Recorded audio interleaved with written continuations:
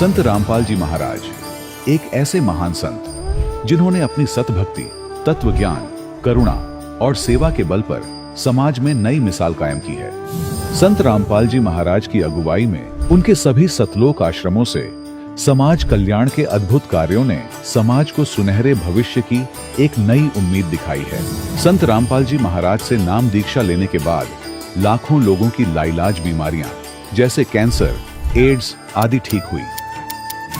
संत जी के ज्ञान से प्रेरित होकर उनके अनुयायियों ने लाखों यूनिट रक्तदान किया। संत जी ने लाखों बहन बेटियों का दहेज मुक्त विवाह करवाया।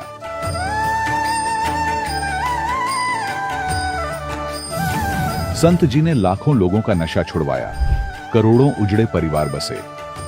संत जी के आश्रमों में समागम के दौरान निःशुल्क नेत्र चिकित्सा, दंत चिकित्सा प्रदान की जाती है। संत रामपाल जी महाराज द्वारा समय समय पर पर्यावरण संरक्षण के उद्देश्य से बड़े स्तर पर वृक्षारोपण किया जाता है।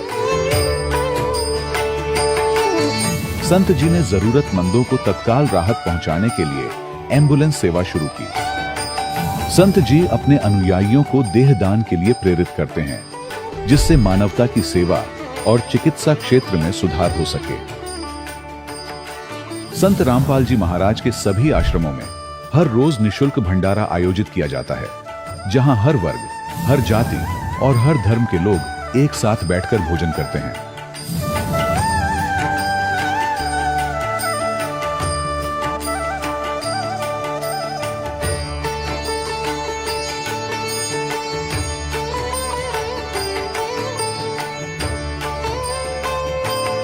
संत रामपाल जी महाराज के आश्रम में हजारों बुजुर्गों को सम्मान और प्यार के साथ जीवन जीने का अवसर मिलता है। उनके खाने, रहने और स्वास्थ्य की पूरी जिम्मेदारी संत रामपाल जी महाराज उठाते हैं।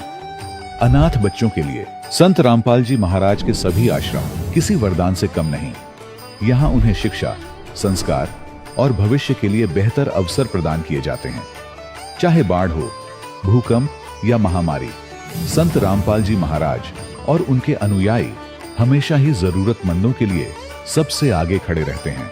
कोविड महामारी के दौरान संत रामपाल जी महाराज के आश्रमों से करोड़ों लोगों के लिए भोजन, दवाइयां और जीवन रक्षक सामग्रियां उपलब्ध कराई गई। चाहे गरीब की मदद हो या किसी शोषित और पीड़ित वर्ग के हक और सम्मान की लड़ाई, संत रामपाल जी महाराज ने हमेशा ही उनकी दबी आवाज को सरकारों तक पहुंचाया है और उन्हें उचित न्याय दिलवाने में अहम भूमिका अदा की है। समाज में आध्यात्मिक और सामाजिक मूल्यों के प्रति जागरूकता लाने में संत रामपाल जी महाराज हर कदम पर मानवता के सच्चे सेवक साबित हुए हैं। संत रामपाल जी महाराज का जीवन हमें सिखाता है कि सच्ची सेवा वही है जो निस्वार्थ भाव से की जाए। आइए हम भी इस महान सेवा के कार्य में इस महान संत से जुड़ें और संत रामपाल जी महाराज से नाम दीक्षा लेकर अपने जीवन को धन्य बनाएं।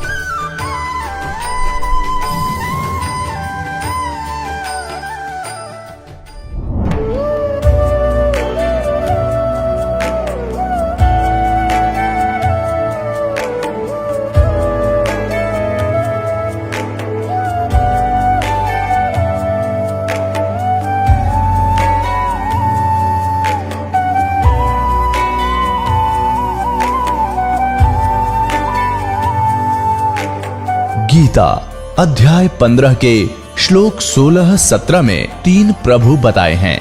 ये 3 प्रभु कौन हैं? किस प्रभु की शरण में जाने के पश्चात जन्म और मरण समाप्त हो सकता है? 3 प्रभुओं में सबसे उत्तम परमात्मा कौन है? कैसा है? उसका क्या नाम है? इन सभी गूढ़ रहस्यों को जानने के लिए अवश्य सुनिए जगत गुरु तत्वदर्शी संत रामपाल जी महाराज के अमृत वचन। दर्शकों, जब से आत्मा परमात्मा से बिछड़ी है, तब से ही इसे परमात्मा की तलाश है। और परमात्मा की तलाश करते करते अक्सर मनुष्य गलत गुरुओं के चक्रव्यूह में फंस जाता है। खंडवा मध्य प्रदेश के निवासी राकेश राजपूत जी की कहानी भी कुछ ऐसी ही है। राकेश जी ने अपने जीवन में सभी प्रकार की भक्ति और साधना की, यहाँ तक कि ये गायत्री परिवार से भी जुड़े रहे। लेकिन इतना सब कुछ करने के बावजूद इन्हें अपने जीवन में न तो सुख मिला और न ही शांति। लेकिन आज संत रामपाल जी महाराज की शरण में आने के बाद इनका कहना है कि अब मैं पूर्ण रूप से सुखी हूँ। आइए जानते हैं कि आखिर राकेश जी ऐसा क्यों कह रहे हैं। सुनते हैं राकेश जी की कहानी उन्हीं की जुबानी। नमस्कार सर। नमस्कार सर। सर क्या नाम है आपका? राकेश राजपूत है सर। राकेश जी आप कहाँ के रहने वाले हैं? जी ग्राम किल्लोद, तहसील हरसोद, जिला खंडवा। सर संत रामपाल जी महाराज से नाम दीक्षा आपने कब ली? सर 13/11/2013 में। सर संत रामपाल जी महाराज से नाम दीक्षा लेने से पहले क्या आप कोई भक्ति साधना भी करते थे? जी करते थे। सभी देवी देवता की भक्ति करते थे। नवरात्रा में उपवास रहते थे और दोनों टाइम का उपवास रहते थे और शिवरात्रि का उपवास रहते थे, जन्माष्टमी का उपवास रहते थे।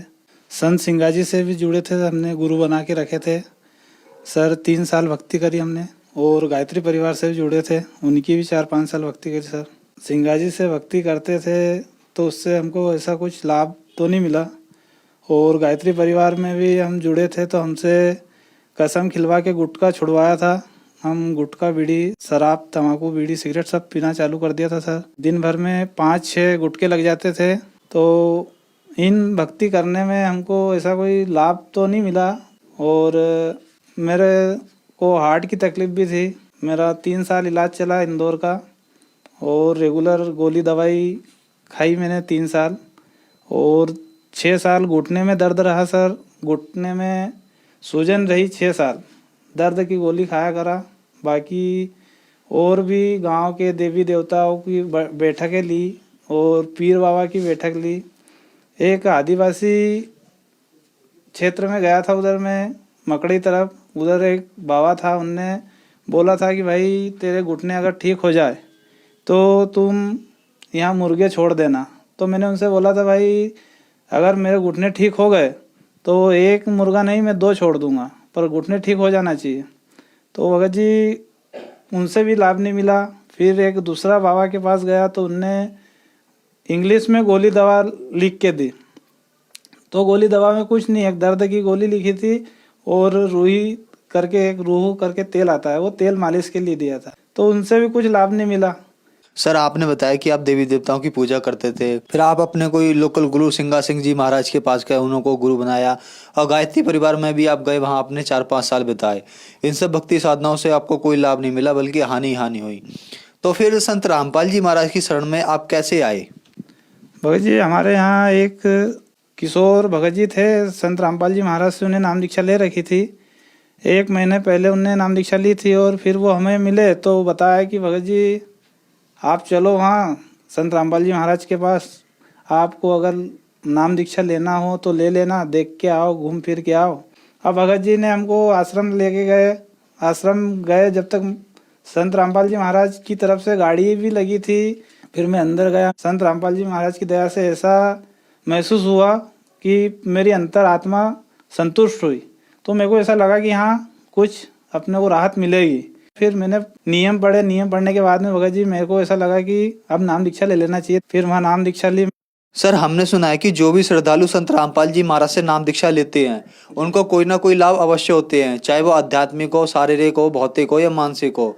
तो क्या संत रामपाल जी महाराज से नाम दीक्षा लेने के बाद आपको भी कुछ लाभ प्राप्त हुए? सर संत रामपाल जी महाराज से नाम दीक्षा लेने के बाद में मेरे को अनेकों लाभ हुए। मेरे को हार्ट की तकलीफ थी पहले तो मैंने हरदा दिखाया। वीरेंद्र अग्रवाल है डॉक्टर, उनने बोला कि आपको इंदौर जाना पड़ेगा। इंदौर गया। इंदौर में यहाँ की जगह पूरी मेरी इंदौर में राष्ट्रीय हॉस्पिटल है, डॉक्टर रोशन रॉय को दिखाया। उनने बोला कि आपकी जांचें होगी। जांचें पूरी उन्हें करी तो उनने बोला कि आपके यहाँ नस में खून जम गया है, तो आपको जीवन भर खून पतले करने की गोली और ब्लड प्रेशर की गोली खाना पड़ेगा। तो भगत जी मेरे को गोली लिख के दी और मैंने गोली खाना चालू करी। 3 साल गोली खाई मैंने। तो संत रामपाल जी महाराज से नाम दीक्षा लेने के बाद में मेरी हार्ट की तकलीफ भी खत्म हो गई। गोली दवा भी सर बंद कर दी मैंने। 2000 का ट्रीटमेंट आता था महीने भर का, तो मेरी गोली दवा भी बंद हो गई और बाईस सर्जरी करने की बोला था डॉक्टर ने कि बाईपास सर्जरी करना पड़ेगा, तो वो सर्जरी से भी संत रामपाल जी महाराज ने बचा दिया मेरे को। ये हार्ट की रिपोर्ट है, आप देख सकते हैं। ये संत रामपाल जी महाराज से नाम दीक्षा लेने के बाद में ना तो मेरे को कोई तकलीफ है और बाईपास सर्जरी करने की बोला था डॉक्टर ने, तो आज मैं बाईपास सर्जरी से भी बच चुका हूँ और दवा गोली भी सब बंद कर दी। आप मेरी ये रिपोर्ट देख सकते हैं। हार्ट की बीमारी थी सर, तो आप ये देख सकते हैं पूरे कागज़ मेरे पास डॉक्यूमेंट्स रखे हैं आज भी, और ये सब रिपोर्टें हैं। और ये एसीजी की जांच है। ये पेशाब की थैली में भी इन्फेक्शन फैल गया था, ये उसकी रिपोर्ट है, आप देख सकते हैं सब। संत रामपाल जी महाराज की शरण में जाने से आज मैं बिल्कुल ठीक हूँ, ना तो कोई गोली दवाई खा रहा, ना कोई ऑपरेशन से भी बच गया हूँ आज मैं। और उसके बाद में घुटने में सूजन आ गई, चिकनगुनिया बुखार आया। बुखार आने के बाद में बुखार तो ठीक हो गया, पर वो घुटने में सूजन इतनी आ गई कि 6 साल घुटने में सूजन रही। सूजन रहने के बाद में मैं इंदौर वापस आया डॉक्टर के पास। डॉक्टर आनंद कुमार जिंसी वाले, उनने देखा, उनने बोला कि तुम्हारे घुटने में जॉइंट की जगह पे जो चिकनाई आती है वो ख़त्म हो गई, आपका ऑपरेशन करना पड़ेगा। तो ऑपरेशन करने की नौबत आई थी, तो मैंने संत रामपाल जी महाराज से अर्जी लगी कि मालिक, आप जब मालिक ही हो तो फिर आप क्यों ना मेरे पेट ठीक कर दो। तो सर जी संत रामपाल जी महाराज से नाम दीक्षा ली और मेरे पैर ठीक हो गए। आज तक मैं ना तो हटेक की गोली खाता, बिगर ऑपरेशन के, बिगर कोई बाई सर्जरी करे हुए मैं अभी मालिक की दया से ठीक हूँ।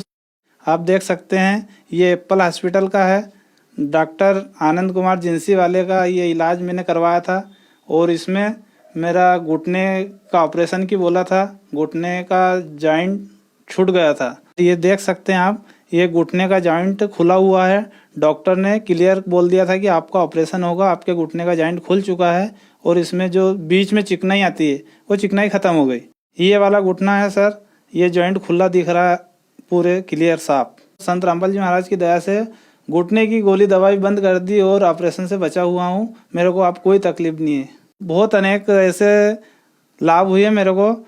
और जब मैं नाम दीक्षा लेके घर आया था संत रामपाल जी महाराज से, और सुबह बच्चों को स्कूल छोड़ने जाने के लिए मैंने 4 बच्चों को बिठा रखा था बाइक पे, और आगे से मेरे को ये नहीं पता था कि गाड़ी किधर से आई। एक फास्ट से गाड़ी, यही हमारे गांव के साइड का था छोरा, उनने गाड़ी मेरे गाड़ी में ठोक दी।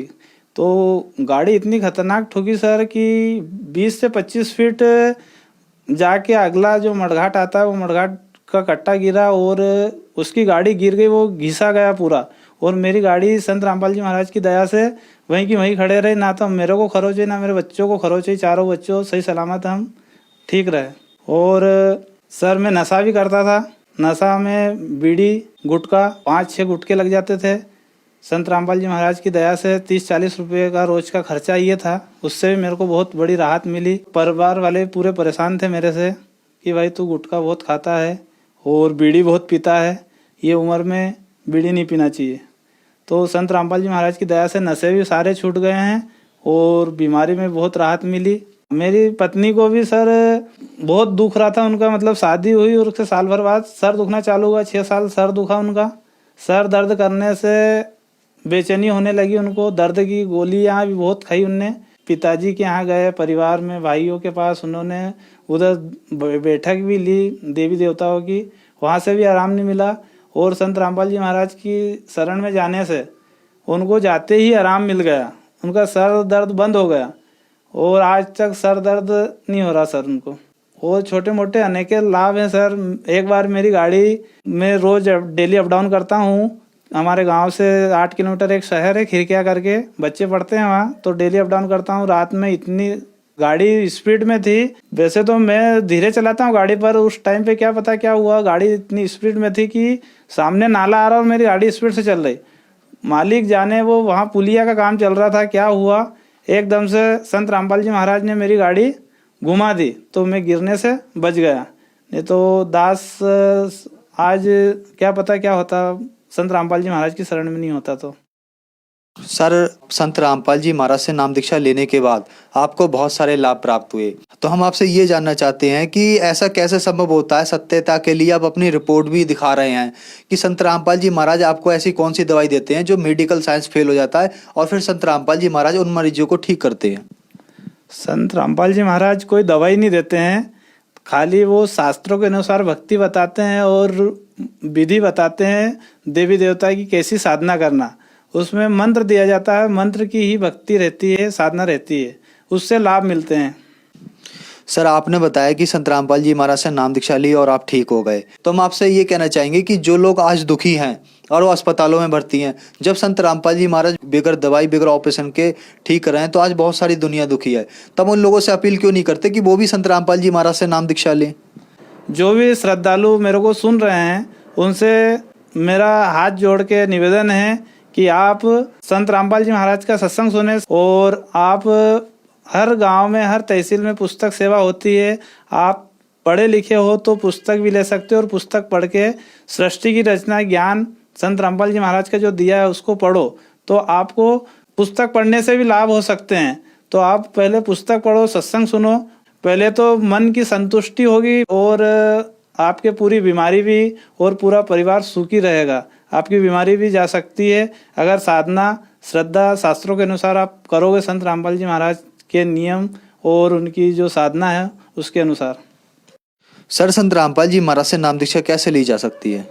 संत रामपाल जी महाराज से नाम दीक्षा ऐसी ली जाती है कि आप टीवी खोल के देखो, उसमें सत्संग चलता है, सत्संग के नीचे पीली पट्टी चलती है, पीली पट्टी में नंबर दिया जाता है, नंबर लगा के हर राज्य में हर तहसील में हर जिले में हर ब्लॉक में साप्ताहिक कार्यक्रम चलते हैं। तो आप लोगों को पता जानकारी पूरी आपको भगत भाई हमारे जो भी है संत रामपाल जी महाराज के शिष्य वो आपको पूरी जानकारी देंगे। वहां से आप नाम दीक्षा ले सकते हो और आप अपनी बीमारी अपने संतुष्टि के लिए आइए और संत रामपाल जी महाराज से नाम दीक्षा ले।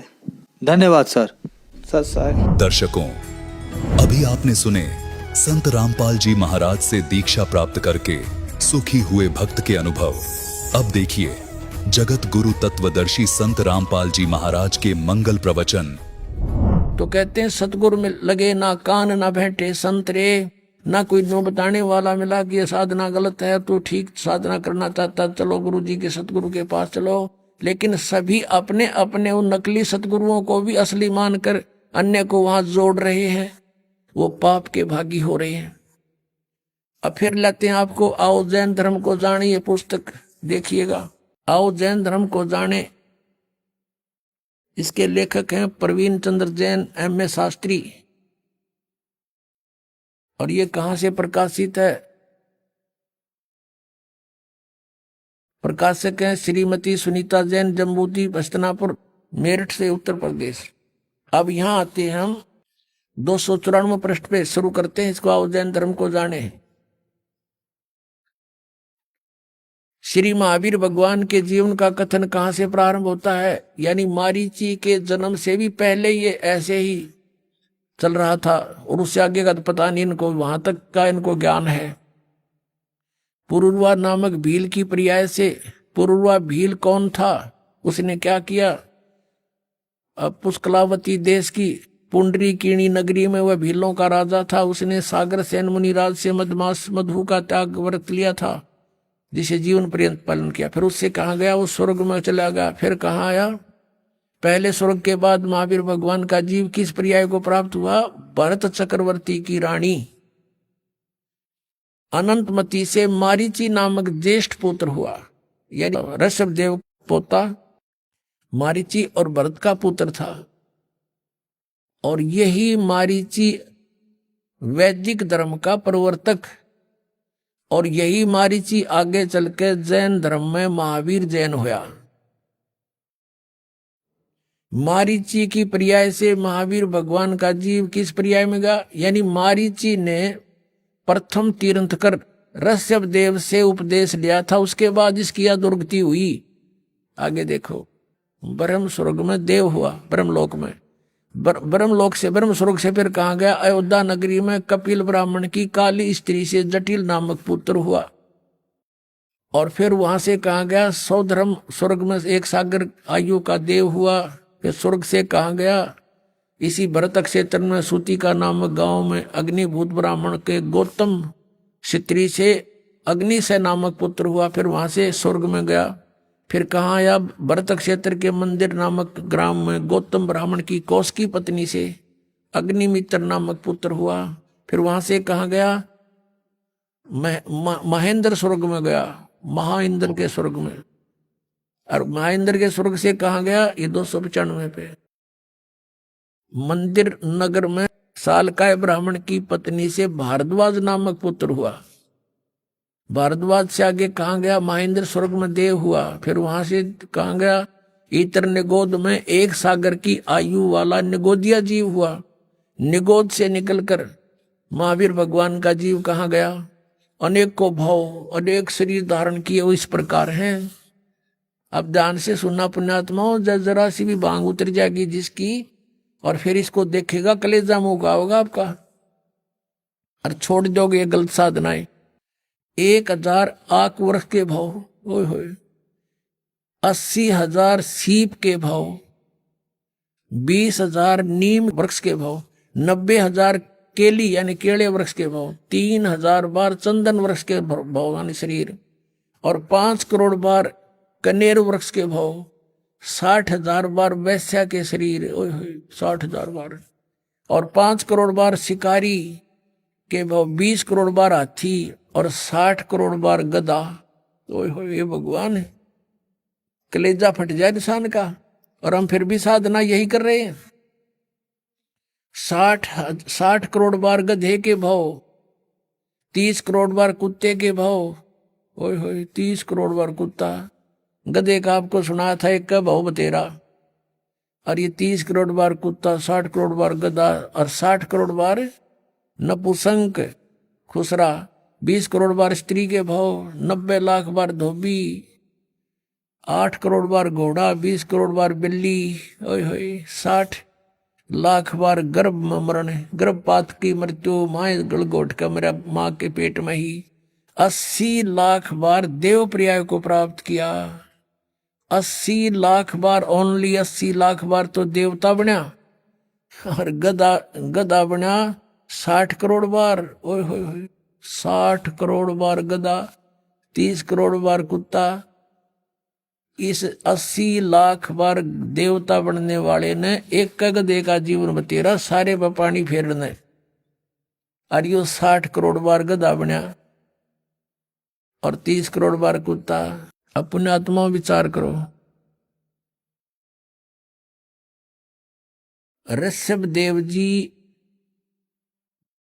ने जो साधना की उसकी क्रियाएं कैसी थी, घोर तप किया 1000 वर्ष तक, और फिर प्रथम अपने पोते को नाम दिया, प्रथम शिष्य वही बनाया,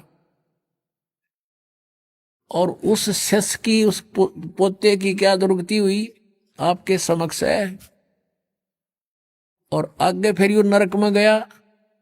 कहने का भावदास का यू है कि जब तक सतगुरु नहीं मिलेंगे और आप साधना भी कर रहे हो, आपकी दुर्गति समाप्त नहीं हो सकती। गीता जी अध्याय नंबर 18 के श्लोक नंबर 62 में कहा कि अर्जुन तू सर्वभाव से उस परमेश्वर की शरण में जा, उसकी कृपा से ही तू परम शांति को और सनातन परम धाम को प्राप्त होगा। अपने विषय में बताता 4थे अध्याय के 5वें श्लोक में, 9वें श्लोक में, दूसरे अध्याय के 12वें श्लोक में, 10वें अध्याय के दूसरे श्लोक। अर्जुन तेरे और मेरे बहुत जन्म हो चुके, तू नहीं जानता मैं जानता हूँ। 8वें अध्याय के 5वें और 7वें श्लोक में कहा कि मेरी साधना करनी है तो मुझे प्राप्त होगा, जन्म मृत्यु बनी रहेगी, युद्ध भी करना पड़ेगा, शांति नहीं है। 8वें अध्याय के 8, 9, 10 में 3 श्लोकों में कहा कि उस परमात्मा की भक्ति करेगा तो उसको प्राप्त होगा, उसके प्राप्त होने के बाद फिर जन्म मृत्यु तेरी कभी नहीं होगी, परम शांति होगी। अपनी साधना बताता है, मेरा तेको ओम नाम है। 8वें अध्याय के 13वें श्लोक में बताया गीता ज्ञानदाता, मुझ ब्रह्म का केवल एक ओम मंत्र है, जो इसका अंतिम सांस तक सुमन करेगा मुझे प्राप्त होगा, और मेरी प्राप्ति में जन्म मृत्यु नहीं समाप्त हो सकती। 84 लाख योनियां भोगनी पड़ेंगी और युद्ध भी करना ही पड़ेगा उस परमात्मा के पाने का। 17वें अध्याय के 23वें श्लोक में गीता जी में कहा कि ओम तत्सत इति निर्देश ब्रह्म त्रिविध समर्थ है। उस परमात्मा सच्चिदानंद घन ब्रह्म पूर्ण परमात्मा की भक्ति के 3 मंत्र के जाप का प्रावधान है, निर्देश है। चौथे अध्याय के 34वें श्लोक में कहा कि वो तत्व ज्ञान, उस तत्व ज्ञान को समझ, कौन से को? चौथे अध्याय के 32वें श्लोक में गीता जी में कहा है कि स्वयं सच्चिदानंद घन ब्रह्म ने अपने मुख से उच्चारण करके जो वाणी बोली है वो सच्चिदानंद घन ब्रह्म की वाणी है, वो तत्व ज्ञान है। उस तत्व ज्ञान को मैं नहीं जानता, गीता ज्ञानदाता कहता है। वो तत्वदर्शी संतों के पास जाकर समझ, वो बताओगा तुझे, और उसके बताए मार्ग अनुसार फिर उस परमेश्वर की शरण में जा, जिसकी कृपा से तू परम शांति को और सनातन परम धाम को प्राप्त होगा। अब यहां देखो, ओम नाम का ये ओम और आराम ये जाप करते हैं, इनकी यहीं तक बुद्धि सीमित है और इससे ये दुर्गतियां हैं। अब वो 3 मंत्र का जाप, ओम तो सीधा है, तत्व और सत्य सांकेतिक है, ये गुप्त है, ये दास बता सकता है इस पृथ्वी पर, और किसी के पास नहीं। अब ये छुपा कर रखने थे परमात्मा ने। अब इस महावीर जैन मारीची वाले जीव की आज्ञा के और दुर्गति हुई। देखो, आओ जैन धर्म को जाने, ये पुस्तक हम पढ़ रहे हैं। 295 पृष्ठ पे हमने ये पढ़ लिया। 80 लाख बार देव पर्याय को प्राप्त हुआ और 60 करोड़ बार गधे के भाव को, 30 करोड़ बार कुत्ते को, 60 करोड़ बार नपुंसक, 20 करोड़ बार स्त्री, 20 करोड़ बार बिल्ली आदि। अब आगे क्या गया? कहते हैं उपरोक्त शरीरों को भोग कर प्राप्त करने के बाद श्री महावीर भगवान ने किस पर्याय को प्राप्त किया? राजगृह नगर में सथावर नामक ब्राह्मण हुआ, उससे फिर महेंद्र स्वर्ग में गया, फिर ऐसे जन्म हुआ है, और फिर महाशुक्र स्वर्ग में गया, फिर तिस्पुट नामक नारायण हुआ, और फिर 7वें नरक में गया। ये बताना रह रहा था नरक। 7वें नरक में गया यो महावीर जैन यानी मारीची, और 7वें नरक से फिर कहाँ गए? 296 पृष्ठ पे पढ़िए। सिंहगिरी पर्वत पर सिंह हुआ, पुनः प्रथम नरक में गया, फिर नरक में गया, शेर बना, फिर वहां से हिमवान पर्वत शिखर पर फिर सिंह हुआ स्वर्ग से आकर के। प्रथम नरक से निकलकर कहाँ गया? कि हिमवान पर्वत पर शिखर पर फिर सिंह हुआ, और फिर वहां से कहाँ गया? स्वर्ग में गया, एक मुनि से उपदेश लिया। फिर कहाँ गया? यहाँ कंकोजल नामक पुत्र हुआ, फिर 7वें स्वर्ग में देव हुआ, फिर अयोध्या नगरी में राजा वज्रसेन की शीलवती रानी से हरसेन नामक पुत्र हुआ, फिर वहां से मां शुक्र स्वर्ग में देव हुआ, फिर दातकी खंड की पूर्वी विधेय पुष्कलावती देश की पुंडराकिणी नगरी में राजा सुमित्र रानी मनोरमा से प्रिय मित्र नामक चक्रवर्ती हुआ, फिर सहस्रार स्वर्ग में देव हुआ, और फिर कहाँ गया? सहस्रार स्वर्ग से महावीर भगवान का जीव किस पर्याय में गया? जम्बू द्वीप के छतरपुर नगर में नंदीवर्धन नामक राजा की वीरमती रानी से नंद नामक पुत्र हुआ, और फिर नंद का जीव आगे कहाँ गया? पुष्पोत्तर विमान में देव हुआ, और उसके बाद 24 में तीर्थ कर श्री महावीर भगवान हुआ। महावीर भगवान बना।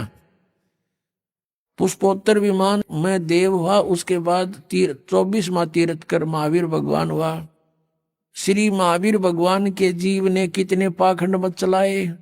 363 पाखंड मत चलाए। महावीर भगवान के जीव ने, यानी महावीर के रूप में प्रकट होकर उसने 363 पाखंड मत चलाए हैं।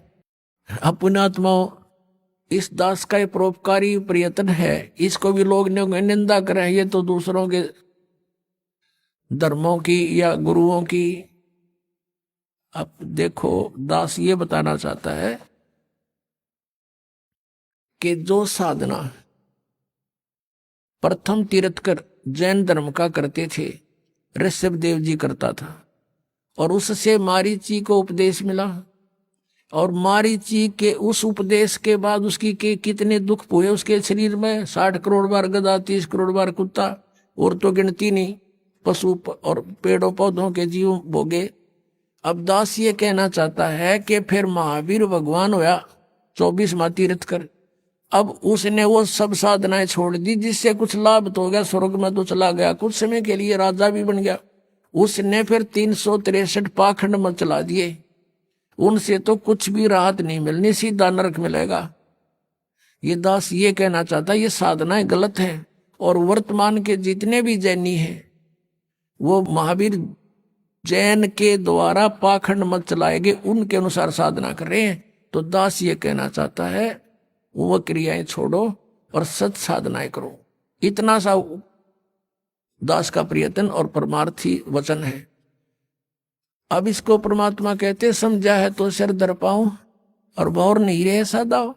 अब जैसे अब प्रसंग चल रहा था कि फिर पीछे तू पशुआ कीजिए गद्दा बैल बनाई, ये 56 भोग का मन बोरे कुरुड़ी चरने जाई। ओए होए कि आज तू नहीं मान रहे हो, फिर मनुष्य जीवन छूटने के बाद या दुर्गति डेफिनेट है आपकी इन साधनाओं से। ना साधना करते उनकी भी, उनको स्वर्ग नहीं मिलेगा, गधे कुत्ते न्यो का न्यो बनेगा। इनको थोड़ा दिन स्वर्ग मिल गया फिर गधा बन गया। बताओ स्वर्ग ने के चाटे हुआ, फिर वीरान माटी, फिर दुर्गति। अब परमात्मा कहते हैं जय सतगुरु की संगत करते तेरे सकल कर्म कट जाई, अमरपुरी पर आसन होते जहां धूप ना छाई। जय सतगुरु की संगत करते यानी परम संत की, सतगुरु की अगर आपको शरण मिल जाती है सब झंझट मिट जाता। ना गधा बनना, ना हमने स्वर्ग में जाना, हमने सतलोक में चले जाते। कहते अमरपुरी पर आसन होते। आज आप अमरपुर में सतलोक में बैठे होते जहां कोई कष्ट नहीं आप पर। पुणात्माओं मृत्यु तो आपकी होगी, इसको तो कोई मानो चाहे मत मानो, तो डेफिनेट है, सब मानते हैं होगी, मृत्यु होगी। और जब जाते समय आपकी आस्था यहाँ किसी भी संपत्ति या परिवार में रहेगी तो उल्टा जन्म यही होगा आपका। जहां आशा तहां बासा हुई, मन कर्म वचन सुमरियो सोई। तो आप जी ने अपना यहां से पीछा छुटाने के लिए हृदय में एक दृढ़ निश्चय करना है कि यहां तो फिर जन्म हो गया, फिर दुर्गति, फिर जन्म हो गया, फिर ये प्रोसीजर। अब इस जीवन में देख रहे हो आप, किसी का बेटा मर गया, किसी की बेटी मर गई, किसी को कोई घाटा, किसी की टांग कट गई, किसी की आंख फूट गई, ये दुर्गति। और फिर अगला जन्म मनुष्य का भी हो गया तो फिर यही प्रोसीजर, फिर जन्म हो गया फिर यही प्रोसीजर। ये क्या तो हुआ। तो आप जी अपना इस जीवन को परमात्मा की ओट में, शरण में सत भक्ति करके पूरा करो। चलते समय सपने में भी ना सोचो कि मेरा यहाँ फलाना धन रह गया, वो बैंक बैलेंस रह गया, उस पुत्र का क्या होगा, पुत्री का क्या होगा। अगर ये ऐसा मन में आ गया फिर वापस आओगे तो आपकी मृत्यु तो होगी होगी। और जन्म भी आपको चाहिए तो सतलोक में होगा, और वहां फिर ऐसे ही परिवार बनेगा जैसा यहाँ बन गया। ये तो अस्थायी है, बिल्कुल अस्थायी। किसी का समय निश्चित निकल चला जाए हमें छोड़कर, टक्कर मारते रहो फिर नहीं मिलेगा। तो हमने अपने मन को ऐसे दृढ़ करना है कि दोबारा जन्म यहां नहीं लेना। इस तरह की घटनाओं को देख के आपके मन में यहां से एक गलानी पैदा हो जाएगी। और जब तक यह गलानी नहीं होती, ठीक है भक्ति कर रहे हो फल मिलेगा, जितनी भी भक्ति कर रहे हो आपको फल तो मिलेगा ही मिलेगा, लेकिन ये मिलेगा यहीं पर। तो इस गलानी के होने के लिए समय लगेगा, भक्ति भी बढ़ेगी या ज्ञान की भी जड़ आपके हृदय में जमा होंगी, और फिर यहाँ की पुनर्जन्म की आपके मन सपने में भी नहीं आओगी। तब आप सतलोक जा सकोगे। और जब तक हम सतलोक नहीं जाएंगे तो तब तक शांति नहीं। जन्म मृत्यु जब तक है, ये दुर्गति जैसे आपने महावीर जैन और ये मारीची वाले जीव की देखी, ये कोई जीवन है 80 लाख बार तक केवल देवता बन गया, हर 60 करोड़ बार गधा, 30 करोड़ बार कुत्ता। पुण्यात्माओं क्योंकि हम मनुष्य जीवन में है, समय पर रोटी मिल जाए, जब दिल करे चाय पी लेते हैं, दूध पी लिया, काजू किस्मत खा लिए, लाडू जलेबी बनवा ली। आज हमने नो जस्ती को नया दुर्गति होएगी, लेकिन ठीक है अपनी बुद्धि काम ना करे तो किसी समझदार के विचारों पर जोर जरूर देना चाहिए। तो परमेश्वर ने आके हमें बताया है, और परमेश्वर के उस वचन को हमने उसका आदेश मानना पड़ेगा। हम आदेश नहीं मान रहे अभी, हम केवल उनको सुनते हैं, प्रसन्न होते हैं, बहुत अच्छी बात बताई, भक्ति भी करनी चाहिए। तो उनका आदेश है कि समझा है तो सिर दर पाओ और बहर नहीं रे ऐसा दाओ, ये संसार समझदा नाई कहंदा श्याम दोपहरे नू, गरीबदास ये वक्त जात है रोवोगे इस पैरे नू। अब क्या बताते हैं कि ये संसार समझदा नाई कहंदा श्याम दोपहरे नू, जैसे किसी ने शराब पी रखी है और धूप में पड़ा, जून के महीने में, यहाँ हरियाणा, राजस्थान, उत्तर प्रदेश, मध्य प्रदेश में, पंजाब में, कहीं पर भी, और उसको कोई कहे कि उठ ले चल, तेरी देख पसीने आए हैं, आपके रेत लगा है, मुंह में झाग आए हैं, उठाओ तो तुझे छाया में बिठाता हूं, और वो कहता है जोड़ दे मौज हो रही है। अब उसने वो मौज दिखाई दे नशे में और बुरा हाल हो रहा है उसका। तो पुण्यात्मा, हम इतने नशा हमारे झूठे सुख का, हम इतने दुखी हैं और फिर भी नो के मौज हो रही है। ये संसार समझदा नहीं कहंदा श्याम दोपहरे नू। कोर्ट में दो रिश्तेदार मिलते हैं और वहां कहते हैं क्या हाल है, मौज हो रही है। कोर्ट में और मौज का कौन सा मेल, दोनों दुखी और फिर भी नो के मौज हो रही है। तो कहते हैं ये संसार समझदा नहीं कहंदा श्याम दोपहरे नू, गरीबदास ये वक्त जाता है रोगे इस पैरे नू। सत साधना ना की ये मनुष्य जीवन को फिर रोया करोगे कुत्ते बन के ऊपर न मुंह करके। परम पिता परमात्मा पूर्ण ब्रह्म सारी सृष्टि के रचनहार कबीर देव जी, कबीर परमात्मा ये हमारे मालिक हैं, हमारे पिता हैं, ये कुल के मालिक हैं, सर्व ब्रह्मांडों के स्वामी हैं, सबके कंट्रोलर हैं। यही परमात्मा सत्य पुरुष, अलख पुरुष, अगम पुरुष और अनामी पुरुष अन्य रूप धारण करके स्वयं ही विद्यमान रहते हैं। वही परमात्मा यहाँ तीनों लोकों में प्रवेश करके सबका धारण पोषण वही परमेश्वर करते हैं।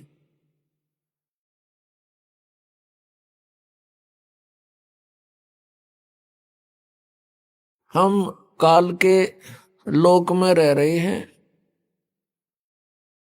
और यहाँ काल का लोक है तो शांति नहीं रह सकती प्राणी को। यहाँ कोई भी प्राणी सुखी नहीं है। हम दूर के ढोल सुहावने लगते हैं, हम दूसरों को सुखी मान लेते हैं, जिसके पास एक कार हो, कोठी हो, अच्छी पोस्ट हो, थोड़ा सा धन हो। ये सुख नहीं, ये सुख नहीं है, क्योंकि हमने सुख देखा ही नहीं है। 21 ब्रह्मांड में आग लगी है और कृत्रिमबाजी सभी ठगी है। परमात्मा ने, परमेश्वर कबीर देव जी ने स्वयं आकर के बताया है कि 21 ब्रह्मांड में कोई प्राणी सुखी हमने तो देखा नहीं, और तुमने कोई मिल जाए तो मुझे उसकी वार्ता करा दियो। तो पुण्यात्माओं, जो सुख सथल है उसको हम भूल गए, हमारे याद भी नहीं है। हमारी माइंड की नीडल, हमारे दिमाग की सुई स्वर्ग के ऊपर सेट हो गई थी कि स्वर्ग जाएंगे, स्वर्ग जाएंगे, स्वर्गवासी हो गया। अब परमात्मा ने आके बताया कि ये स्वर्ग तो कुछ भी नहीं है। स्वर्ग का अर्थ सुख में सथल होता है, और कहते हैं वहां स्वर्ग में वो सुख नहीं है जो आत्मा को चाहिए। वहां तो मन की बकवाद अत्यधिक है, नाच गाने हैं और बाकी खाने पीने की सुविधाएं सारी हैं। सुंदर शरीर है वहां देवों का, स्त्री और पुरुषों का, और सब बकवादें ज्यों की त्यों, ईर्षा, राग, द्वेष, बकवाद, ये सब भरी पड़ी है। स्वर्ग के देवताओं के राजा का थोड़ा सा इतिहास सुना दे तो पता लग जाएगा कि उनके अंदर भी पांचों विकार सड़ रहे हैं।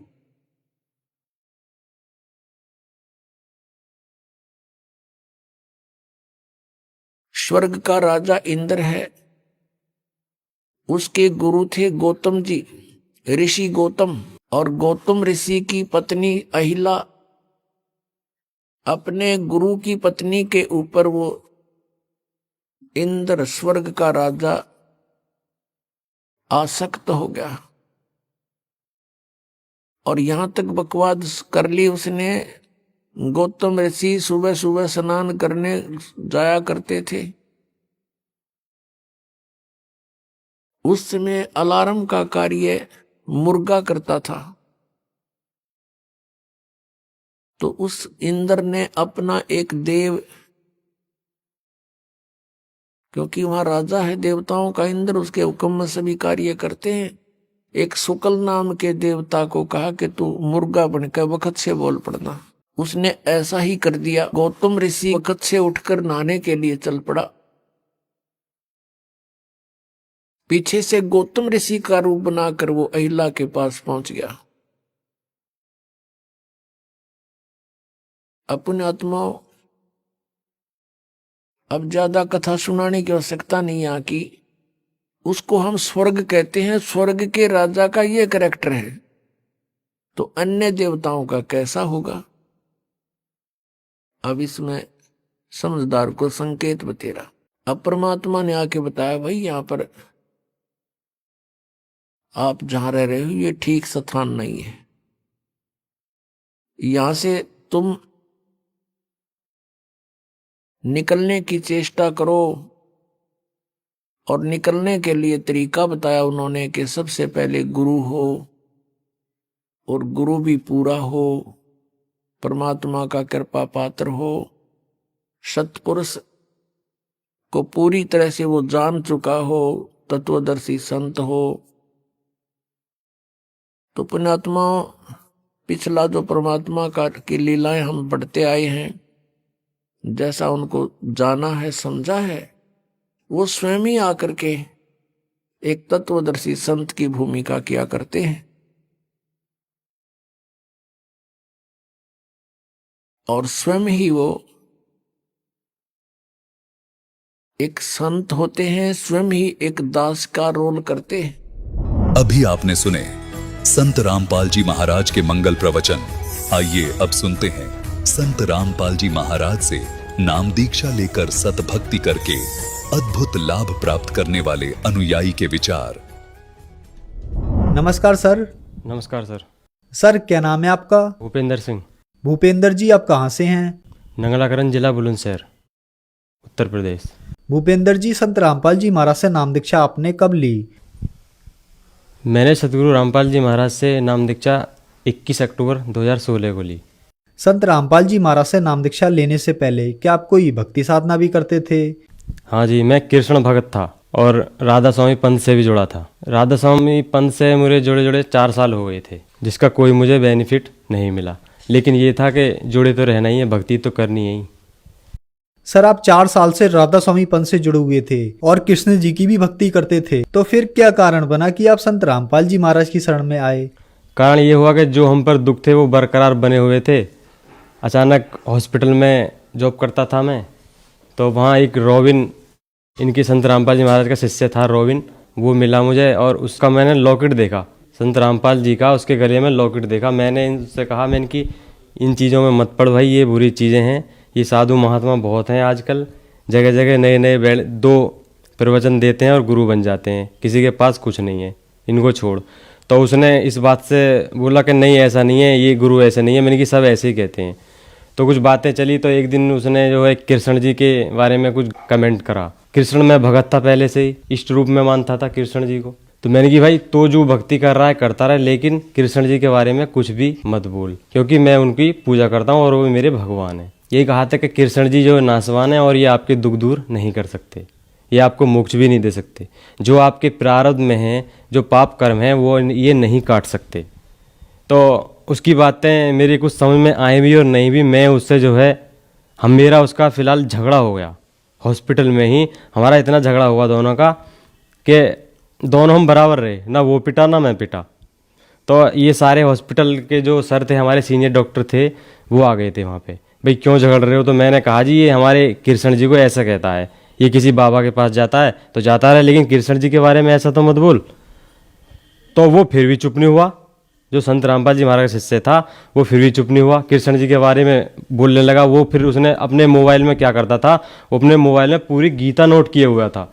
उसने मोबाइल में ही गीता का श्लोक, मतलब गीता का श्लोक जो है वो दिखा दिए उसने, कि देख ये कृष्ण जी क्या कह रहे हैं इस गीता में, जो भी है उसमें। मैंने की अच्छा, हमने तो गीता पढ़ी भी नहीं थी, पढ़ते थे तो उसे शौक से पढ़ते थे, जो समझ में नहीं आता था श्लोक उसे पीछे कर देते थे। मैंने ये समझ में ना रहा, अगला पढ़ेंगे।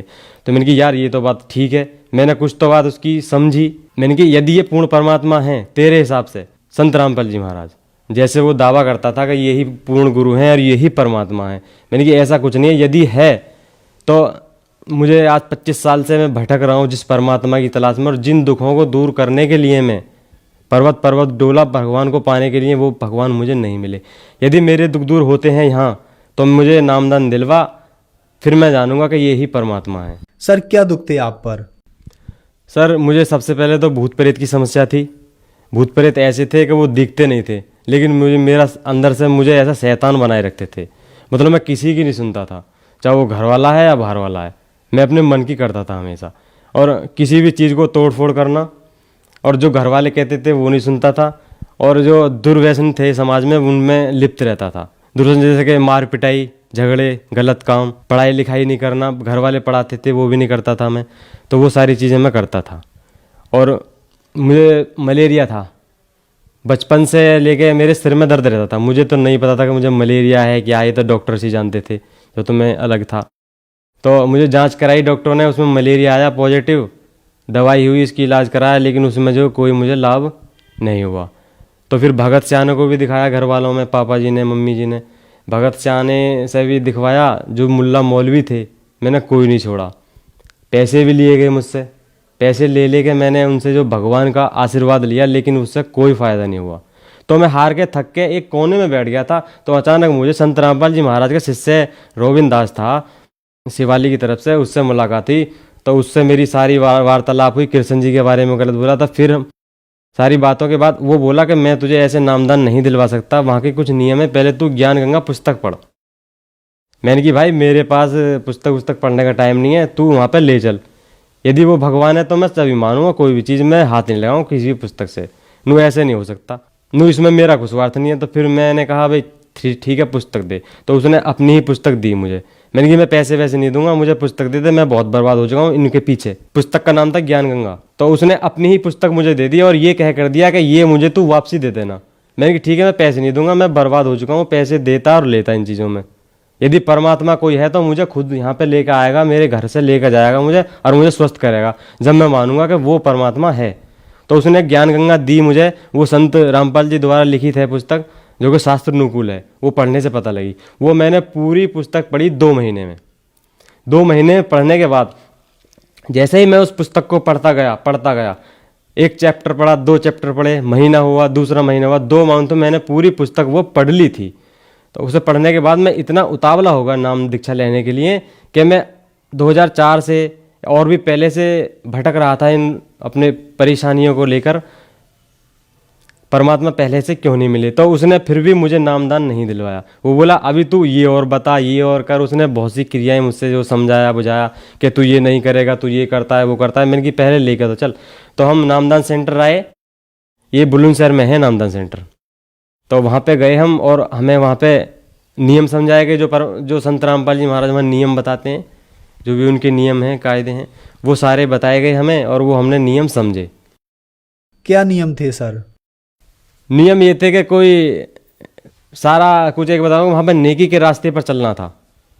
नेकी के रास्ते पर चलने के वो आप भी जानते हो, ठीक है ना, कि नशा नहीं करना, ये नहीं करना, वो नहीं करना, झूठ नहीं बोलना, चोरी नहीं करनी, सारे नेकी के रास्ते पर चलना होता है। और अन्य देवी देवताओं की भक्ति करने के लिए मंदिर में नहीं जाना, और दूसरे की धी बेटियों को अपनी बहन बेटी समझ के ही व्यवहार करना है, ठीक है ना। ये सारे उनके नियम थे, और भी बहुत से नियम हैं, वो सब पता लग जाता है बाद में, लेकिन ये मैंने बता रहा हूँ आपको।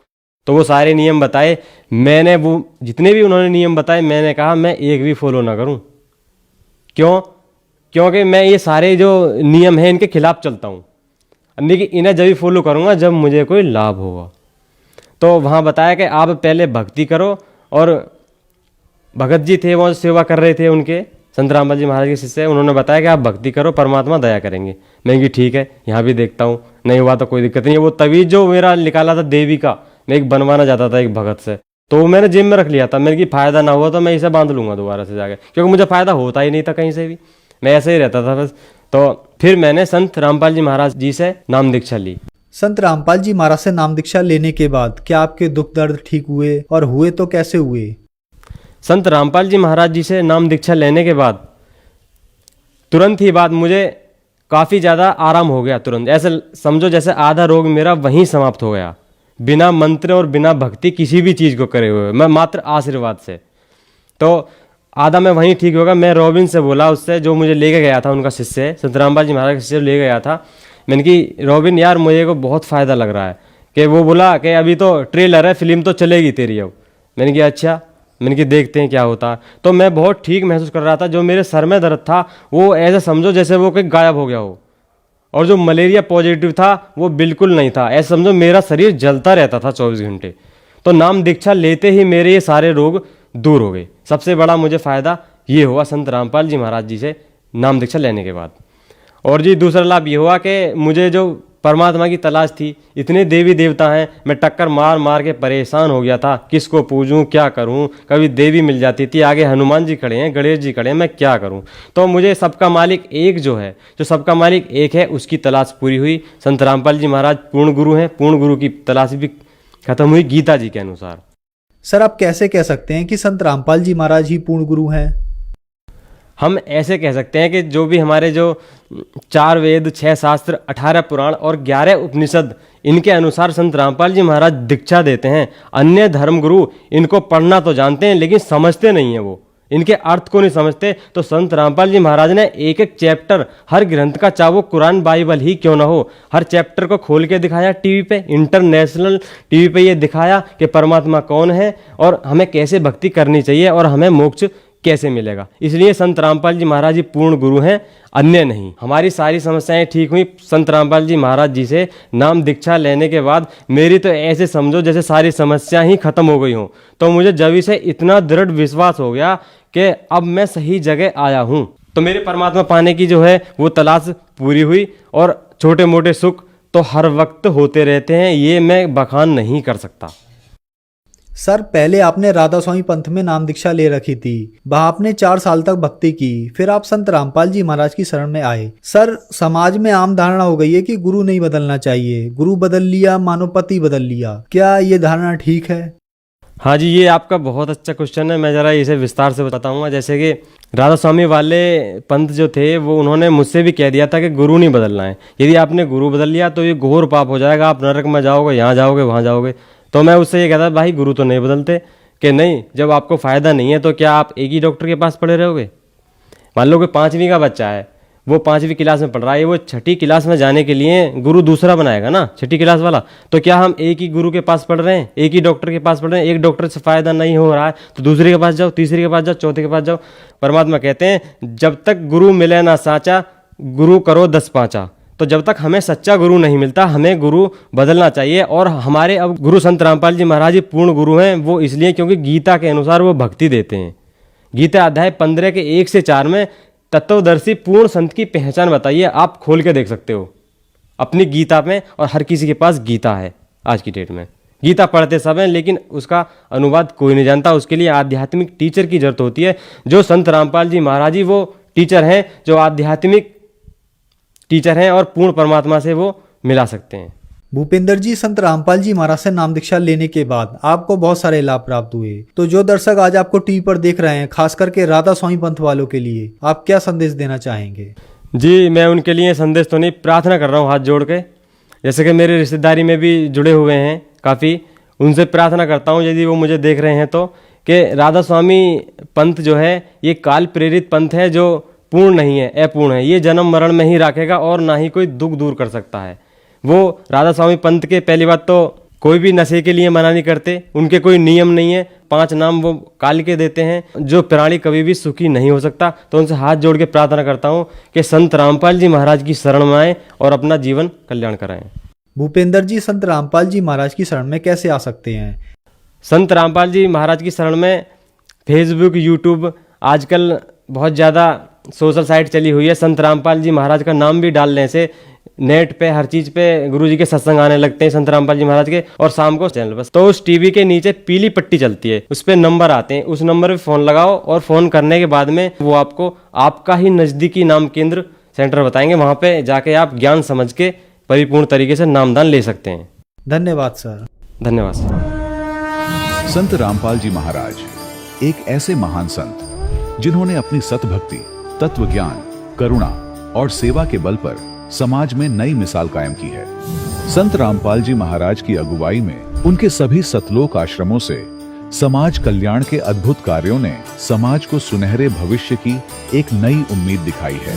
संत रामपाल जी महाराज से नाम दीक्षा लेने के बाद लाखों लोगों की लाइलाज बीमारियां जैसे कैंसर, एड्स आदि ठीक हुई। संत जी के ज्ञान से प्रेरित होकर उनके अनुयायियों ने लाखों यूनिट रक्तदान किया। संत जी ने लाखों बहन बेटियों का दहेज मुक्त विवाह करवाया।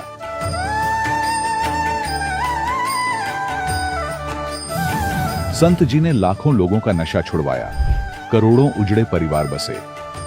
संत जी के आश्रमों में समागम के दौरान निःशुल्क नेत्र चिकित्सा, दंत चिकित्सा प्रदान की जाती है।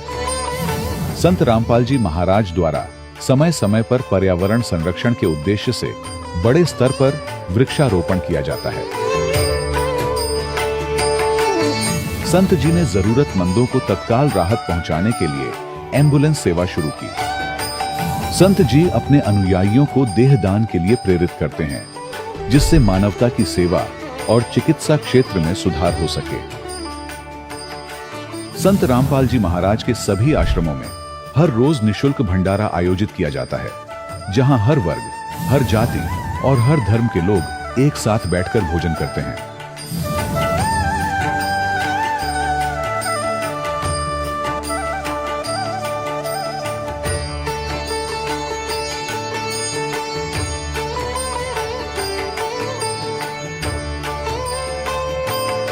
संत रामपाल जी महाराज के आश्रम में हजारों बुजुर्गों को सम्मान और प्यार के साथ जीवन जीने का अवसर मिलता है। उनके खाने, रहने और स्वास्थ्य की पूरी जिम्मेदारी संत रामपाल जी महाराज उठाते हैं। अनाथ बच्चों के लिए संत रामपाल जी महाराज के सभी आश्रम किसी वरदान से कम नहीं। यहाँ उन्हें शिक्षा, संस्कार और भविष्य के लिए बेहतर अवसर प्रदान किए जाते हैं।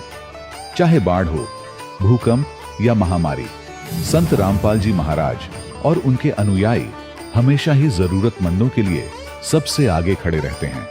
कोविड महामारी के दौरान संत रामपाल जी महाराज के आश्रमों से करोड़ों लोगों के लिए भोजन, दवाइयां और जीवन रक्षक सामग्रियां उपलब्ध कराई गई। चाहे गरीब की मदद हो या किसी शोषित और पीड़ित वर्ग के हक और सम्मान की लड़ाई, संत रामपाल जी महाराज ने हमेशा ही उनकी दबी आवाज को सरकारों तक पहुंचाया है और उन्हें उचित न्याय दिलवाने में अहम भूमिका अदा की है।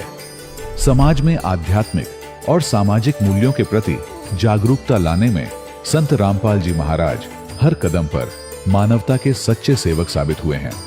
संत रामपाल जी महाराज का जीवन हमें सिखाता है कि सच्ची सेवा वही है जो निस्वार्थ भाव से की जाए।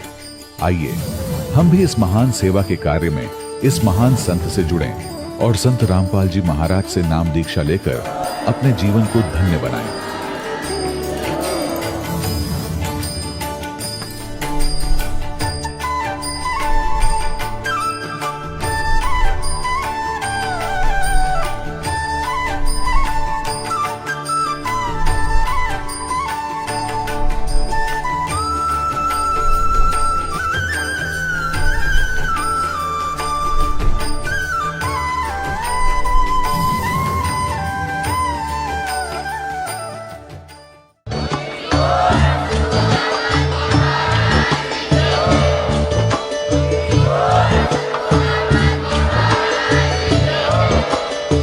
सुन रहे थे जगत गुरु तत्वदर्शी संत रामपाल जी महाराज जी के मंगल प्रवचन। अधिक जानकारी के लिए विजिट कीजिए हमारी वेबसाइट www.jagatgururampalji.org।